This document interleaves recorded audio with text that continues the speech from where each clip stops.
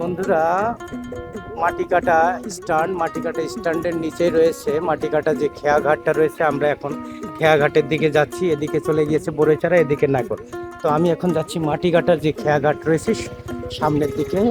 এখানে একটি রাস্তা রয়েছে, রাস্তার পাশেই মাটি কাটা স্ট্যান্ড। অল্প একটু এগুলোই তো, সঙ্গেই থাকুন।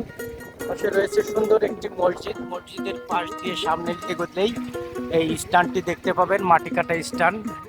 স্থানীয় লোকজনরা এই নদীর খেয়াঘাট পার হয়, নদীর ওই পার এপার সম্পর্কে আপনাদেরকে ধারণা দিব। এটা হচ্ছে মাটি কাটা খেয়াঘাট। একেবারে আমরা চলে এসেছি মাটি কাটা খেয়াঘাটের এখানেই। সামনে চলে গিয়েছে মহল্লার ভিতরে, আর এদিকেই রয়েছে খেয়াঘাটটা একেবারেই কাছাকাছি চলে এসেছে।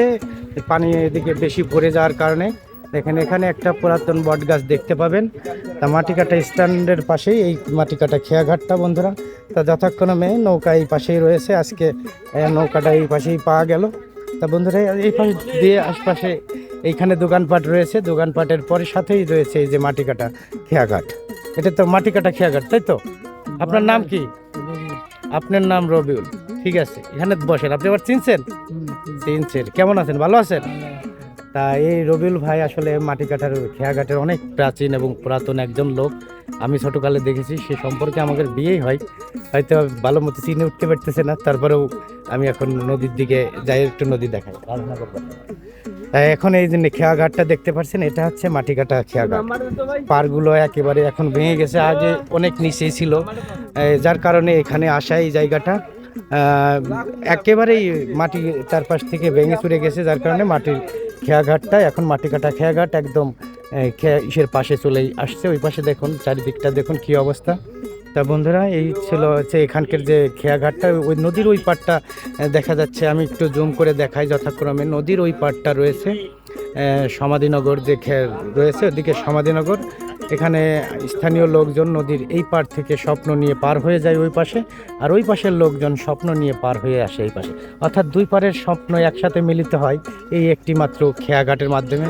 ওদিকে আর একটা গাড়ি দেখা যাচ্ছে, জাহাজ দেখা যাচ্ছে। এটা হয়তো সম্ভবত বালি নিয়ে যায়, বহন করে। এটা লাঙ্গলবান্ধের দিকে এদিক চলে গিয়েছে, যে নদীটা লাঙ্গলবান্ধের দিকে চলে যাবে। বন্ধুরা, এখানে স্থানীয় এক লোক সে পাট ধুত করছে, নদীর পানিতে পাট ধুলে পাটের আবার কালার অনেক সুন্দর হয়। এই পাশের যে রাস্তাটা রয়েছে, এটাই হচ্ছে মাটিকাটা স্ট্যান্ডের রাস্তা। এখানে ছোট্ট একটু মাটি দিয়ে মোটামুটি যায় পাড়িটা বেঁধে দিয়েছে, যার কারণে এখন একটু মোটামুটি চলাচলের সুবিধা হয়েছে। একটা সময় যখন পানি কমে যাবে তখন কিন্তু অনেকটা হেঁটে পার হওয়া লাগে, অনেকটা দূরত্বে যাওয়া লাগে। সেই তুলনায় দেখলেন মাটিকাটা স্ট্যান্ডটা, ওইদিকে দেখুন, নদীর ভিতরে আসলে আসলে মন জুড়ায় যায়। ওইদিকে আরও দুইটা বালিকাটার যে নৌকাগুলো, বোটগুলো যাচ্ছে, এইভাবে পার হচ্ছে। তা এই ছিল মোটামুটি মাটিকাটা স্ট্যান্ডের পাশে যে খেয়াঘাট পরিবেশ পরিস্থিতি। কেমন লাগছে ভিডিওটা অবশ্যই কমেন্টে জানাবেন, এবং বলবেন কে কোথা থেকে দেখছেন। আশা করি আপনাদের মাঝে আরও নতুন নতুন ভিডিও নিয়ে আসবো। ফলো করে পাশেই থাকবেন, এবং ভিডিওটি ভালো লাগলে শেয়ার করে দিবেন। তা বন্ধুরা, তা ভালো থাকবেন সবাই। আজকের মতো এখানেই বিদায় নিচ্ছি। আল্লাহ হাফেজ।